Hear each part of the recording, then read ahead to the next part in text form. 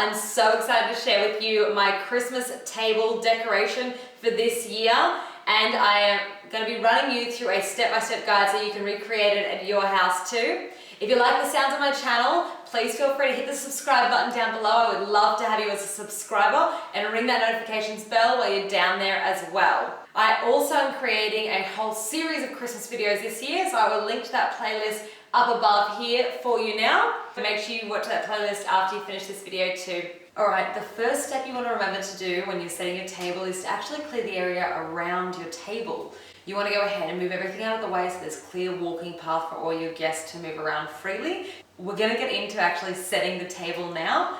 So this year I have gone for a very traditional red, white and green with a hint of silver through it as well, which matches a few of the fixtures in my home. So I will show you everything I've got to suit that colour scheme, but you can switch out the colours as you please. The first thing you want to put down as your base foundation is actually a table runner.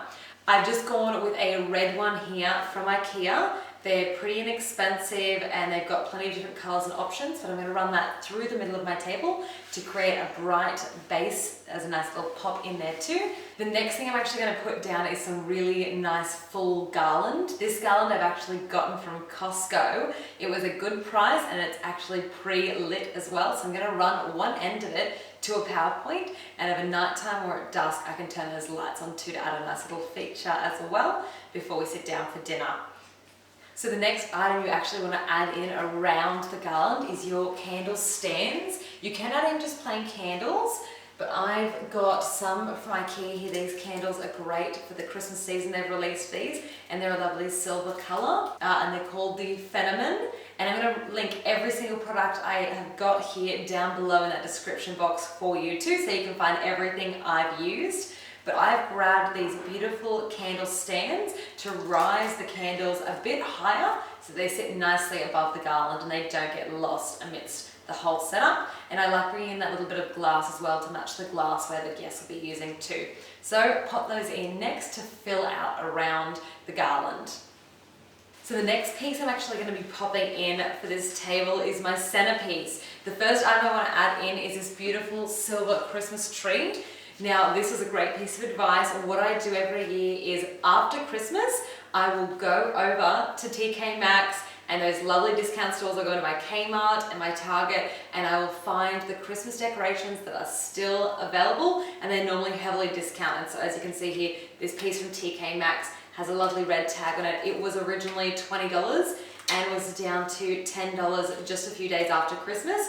So I picked up a fair few of these trees throughout my home for a great price the year before. So don't forget to do that shopping after Christmas for next year. The other piece that I love to put in with the centerpiece is some edible items. So I've got some lovely glass jars here that I'm going to be filling with some candy and some treats so that anyone who's coming over the house and are waiting before dinner can have a little nibble on a treat if they do so wish. But I love having a little edible element on the table as well throughout. I've got some rock candy and some harder candy so that way they can stay up for a while and they're not going to have a problem. Another great option as well to add is wrapped chocolates. Individually wrapped chocolates is a beautiful idea. I love to do lint balls as well on my Christmas table.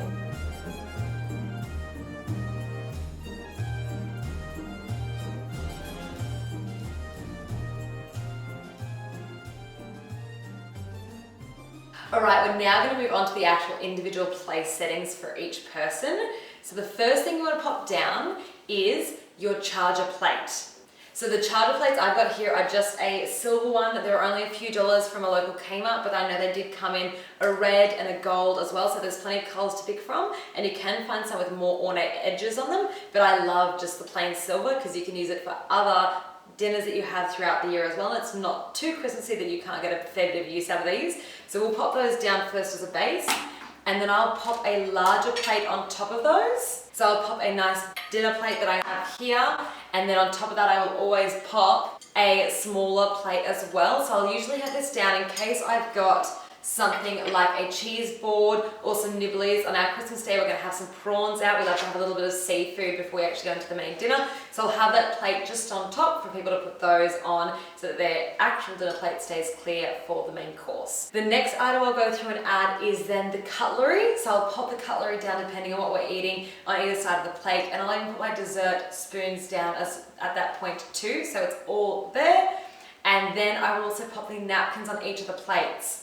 I love to buy fabric napkins. I prefer this over using the paper napkins because I find that they just scrunched up all over the table by the end of the day. And when you're eating such a big meal with gravy and things, it's nice to have something a bit more substantial. So these were a 2-pack of just plain white ones, again from Kmart. And as I said, I'll link everything down below. And they were only a few dollars for 2. The great thing is too is that you can wash these, reuse them, and they're easily bleached because they're nice and white. And then I'll go ahead and add in my Christmas crackers in between all the plates. So I love to just go for a standard Christmas cracker. I know that there are premium Christmas crackers, but I find that this is just a fun, amusing thing for a few seconds to crack, and it's great for the kids at the table. But normally the prizes that are in them, no one's ever going to really keep and use too much anyway, so I don't try and spend too much on these. I find they're a little fun factor, so I've just got mine, just the regular ones. Again, Kmart was really easy, and I've gone along with some that were my color theme here too. And they are going to be placed down in between all of the plates because at our family, we love to do one big chain where we cross our hands over, hold the end of a Christmas cracker and pull. So that is our little fun trick that we do here, so feel free to use that one at your house as well. And lastly, I love to actually dedicate a position for each person who's going to be sitting at the table. So I do pop in a little name card and a little feature for each plate. This year I have found these stunning little Christmas trees from Kmart. Again, they're only a few dollars each. They're called the bottle brush tree. It is actually an ornament though. So this is meant to be hung on your Christmas tree, and instead we're going to snip this little gold ribbon off. And we're going to have these sitting on each of the plates to be that little spruce of the colours yet again down on the plates, and a little feature for each table and each person's setting. And then I have got the place cards for everyone that I will pop on their position so that no one has to worry about where they're sitting. It's all sorted already. Now these I've created the same way that I create all my DIY labels around the house. I've just gone ahead and used a clear label on these as well. So don't forget, if you want to create labels like this, have a look above here at this link. I'll pop it up above here for you now so that you can see every single one of the DIY labels that I've done, and you can use them all around your house. I use them in the pantry and the bathrooms as well. So make sure you check that video out after this one.